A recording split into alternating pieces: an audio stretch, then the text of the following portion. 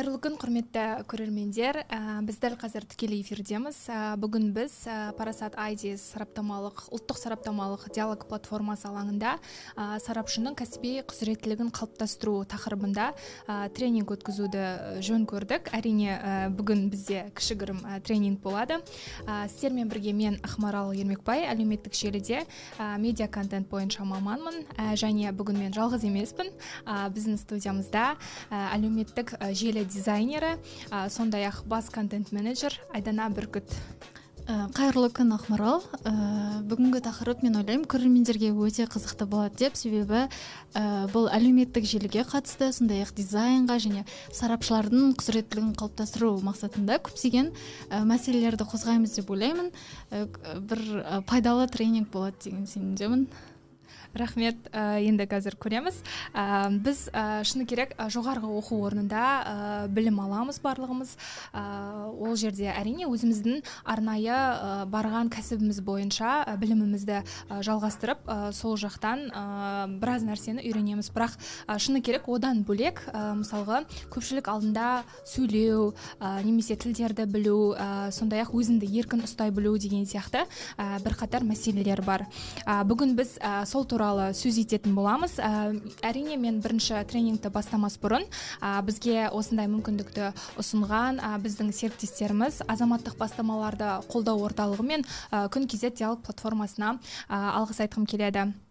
Енді біз сарапшының кәсіби құзыреттілігін қалыптастыру тақырыбында арнайы дайындалған слайдымызға кезек берсек.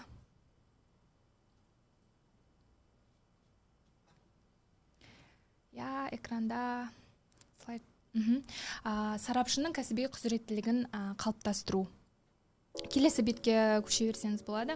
Енді шыны керек бірінші неден бастаймыз? Кез келген кездесуде, жиналыста сарапшы болсын, немесе кез келген тұлға өзін маңызды жағынан көрсетіп, киген киіміне аса қатты назар аударғаны жөн. Сондықтан да біз ең бірінші слайдымызды киіммен қарсы алып, ақыл оймен шығарып салу деген арнайы цитатадан бастадық. Қарапайым сөзбен айтқанда, кез келген адам жұмысқа орналасу үшін бірінші кезекте жұмыс берушімен сөйлесуге барғанда, яғни әңгімелесуге, немесе орысша айтқанда собеседованиеға барады дейді. Сол уақытта міндетті түрде әрине бірінші адамды көрген кезде біз сыртқы бейнесіне, оның стиліне көбінде мән береміз. Сол арқылы тіпті бізде ой қалыптасуы мүмкін. Мәселен, жұмысқа орналасу үшін барсақ, біз спорттық үлгідегі киімді кимейміз. Осы слайдта енді көрсетіліп тұр. Арнайы жаңағы бетке өтсеңіздер болады қайтадан.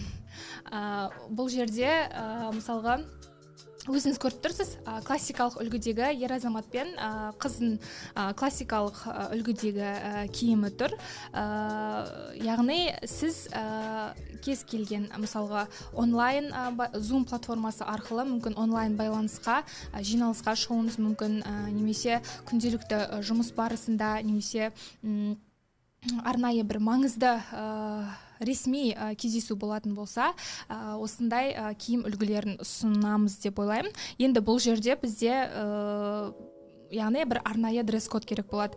Ол дресс-кодқа мен екі стильді жатқыза аламын, яғни ол классикалық стиль. Біріншісі классикалық стиль, енді осы көріп тұрғаныңыздай, оны барлығы біледі деп ойлаймын. Ал екінші ол casual стилі.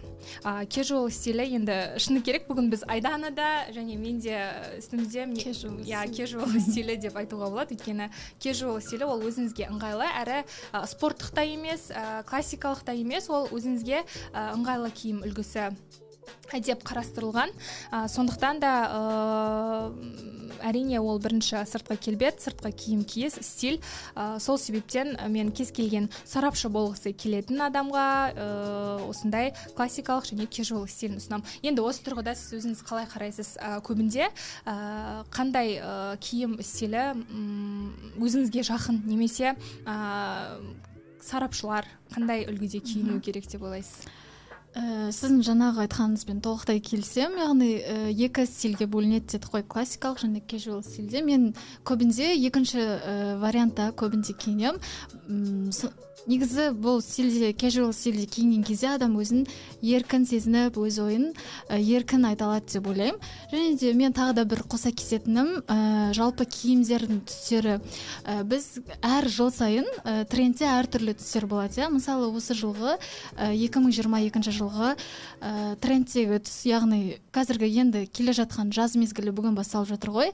Жаз мезгіліндегі негізгі трендтегі түс қазіргі кезде ол изумрудный цвет дейміз, яғни жасылға ұқсас, сондай-ақ бір теңіз түстес киімдер қазіргі кезде трендте.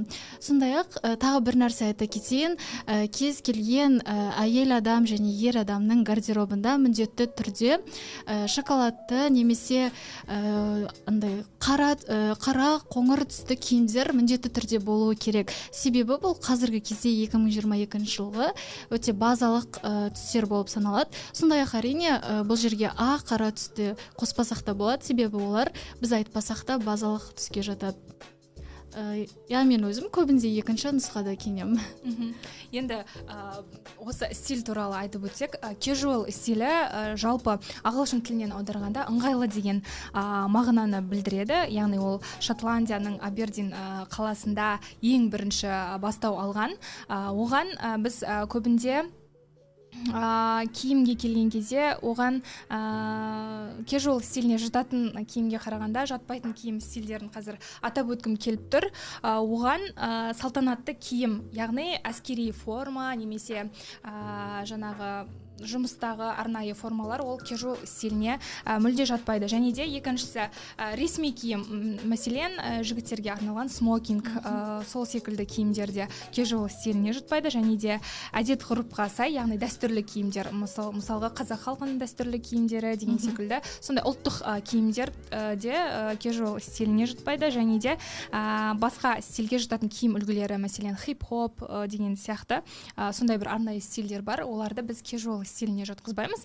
Енді біз бірінші слайдымызда Facebook деп арнайы әлеуметтік желі Facebook'ты белгілеп қойдық. Өйткені қазіргі таңда әлеуметтік желі ол барлығымыз үшін кең таралған, және барлығымыздың қолымызда ұялы телефон бар. Қазір біз кез келген ақпаратты, кез келген жаңалықты бірінші болып осы ұялы телефоннан әлеуметтік желіден естиміз. Соның ішінде өйткені тез таралады, барлығымызға дерлік қол жетімді. Мәселен біз үйде болмауымыз мүмкін, немесе жұмыс уақытынан тыс басқа жерлерде жүрген кезде міндетті түрде ұялы телефон қолымызда, және әлеуметтік желі бізге өте ыңғайлы. Сондықтан бізде Facebook деп әлеуметтік желіні белгіледік. Қазіргі таңда Facebook ол онда жаңағы іскер адамдар, лауазымды кісілер өте көп отырады. Сондай-ақ жаңағыдай соңғы ақпараттарды, соңғы жаңалықтарға қатысты жаңағы пікірлерді біз осы әлеуметтік желіден естиміз. Енді неге біз өзіміздің слайдымызға әлеуметтік желіні қостық? Шыны керек, қазір адамның әлеуметтік желісі оның бет-бейнесі деп айтуға да болады. Өйткені шыны керек, мәселен мен сізді танымасам, тек әлеуметтік желі арқылы танитын болсам, көрмедім, бірақ әлеуметтік желі үшін танитын болсам, мен сізге әлеуметтік желі арқылы қарап бірінші кезекте баға берем. Мысалға, сондықтан мен ойлаймын, әлеуметтік желіде де барынша жаңағыдай өзіңнің бір арнайы стилің немесе бір бағытың болу керек деп ойлаймын. Шынымен де сарапшылардың, яғни сіз Facebook'те өзіңіздің парақшаңызды жүргізгенде де дұрыс айтасыз, Ақмарал, белгілі бір стиліңіз болу керек. Ол тек қана сіздің суреттеріңізге тағы басқа емес, ол даже сіздің адамдармен бөлісетін текстіңіздің де стилі болу керек. Барлығы болу керек. Сол арқылы ол сізді қалай екенін басқа адамдар уже сіздің парақшаңызды көріп ақ біледі. Facebook'те көбінде жаңа айтқандай шынымен де беделді, зиялы, білімді адамдар отырады, және Facebook бұл әлемдегі басқа әлеуметтік желілердің ішінен ең бірінші орында, яғни оның қолданушылары өте көп. Дұрыс, рахмет. Келесі слайдқа көшсек. Енді сарапшы қандай болу қажет? сарапшыда енді біз өзіміздің слайдымызда осылайынан көрсеттік, ол міндетті түрде сарапшының саяси сауаттылығы болу керек. Яғни ол өзінің президенті кім, оның жаңағыдай елінде қандай қазір өзекті мәселелер бар, оның ішінде еліне қатысты мәселен депутаттар, министрлар да соңғы жаңалықтардан міндетті түрде хабардар болу керек. Өйткені сарапшы болғаннан кейін ол кісінің сөзіне жаңағыдай көп құлақ асатындар бар. Себебі басқа адамдар оның сөзін тыңдап, сол себепті білу керек. Сол себепті саяси сауаттылығы. Және де екіншіден сарапшының міндетті түрде ораторлық өнері болу қажет деп қарастырдық. Өйткені әрине ораторлық ол әрқашанда адамға, оның ішінде сарапшыларға артықтық етпейді.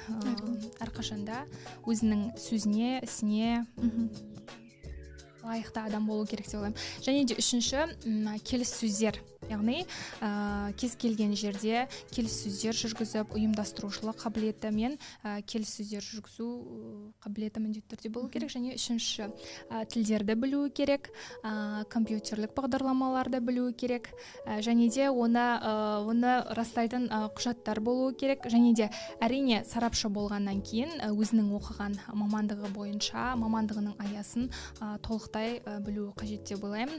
Және де жаңа білімді іздеу, әрқашанда жаңа ізденісте, әрқашан ізденісте болуы қажет. Ең соңында ойдағы тәртіп, яғни сіздің жұмыс орныңыздағы тәртібіңіз дейді. Мәселен, жұмыс орнында отырған адамның жанына, яғни жұмыс үстеліне қарап, оның ойында қандай жаңағы ой жатқанын білуге болады. Соған қалай қарайсыз? Дұрыс. Сіздің яғни отырған жеріңіз, жұмыс істейтін жеріңіз, яғни сіздің қандай екеніңізді көрсетеді. Енді қалай ойлайсыз, сарапшы болған соң, ол тек қана өзінің басқа да жұмысы болуы мүмкін, немесе тек қана қалай болғанда да ол барлық мәселеге дерлік үлгеру керек. Өзіңіз уақытты қалай үнемдейсіз? Әрине, өзіңнің басқа жұмысың болып, сарапшылықты бірге қатар алып жүру ғой, да?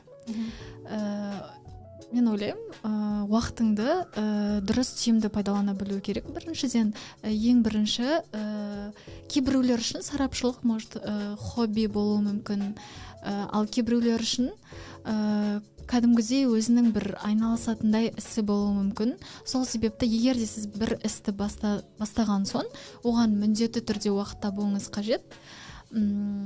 Солай ойлаймын. Мысалы, мен өзім дизайнмен жұмыс жасаймын, яғни мен оны менің хоббиім деп айта алмаймын, себебі мен кәдімгідей жұмыс уақытында дизайнмен айналысам, әлеуметтік желілермен айналысам, тексттермен, тағы басқа картинкалармен айналысам. Сол себепті солардың бәріне өзім үлгеремін.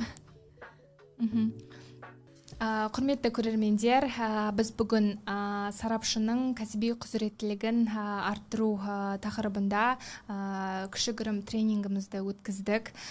Шыны керек, бірнеше бағыттарды атап өттік. Сарапшы қалай киіну керек, сарапшы қандай бағыттарды ұстану керек, сарапшы болу үшін қандай критериялар қажет деген сынды бірнеше. Енді әрине бұл өте үлкен ауқымды тақырып. Оны тек қана бір тренингпен немесе бір ғана жиналыспен жаңағыдай барлығын дерлік айтатындай кішкене ғана тақырып емес. Ақпарат мүмкін аз болуы да мүмкін, бірақ та біз барынша бүгін басты нақты қажет бағыттарды сіздерге ұсындық деп айта аламын. Оның ішінде әрине бүгін біздің студиямызға арнайы әлеуметтік желі дизайнерін шақырып, оны дизайнер туралы да біраз ақпараттарды білдік деп ойлаймын. Сіздерге көп рахмет айтамын. Енді егер де сіздердің қоятын сұрақтарыңыз болса, біздің тікелей эфирдің астына комментарий ретінде қалдырсаңыздар болады. Біз бүгін мүмкін жауап беріп үлгермесек, бірақ міндетті түрде эфирден кейін егер сұрақтарыңыз болса, эфирдің астында міндетті түрде жауап береміз.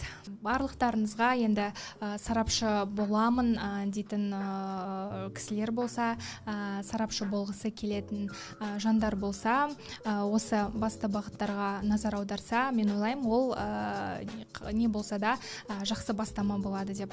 Олай болса, қош сау болыңыздар. Сіздермен бірге болған мен Ақмарал, және біз бүгін Parasat Ideas ұлттық сараптамалық диалог платформасы және азаматтық бастамаларды қолдау орталығына алғыс білдіреміз. Келесі кездескенше.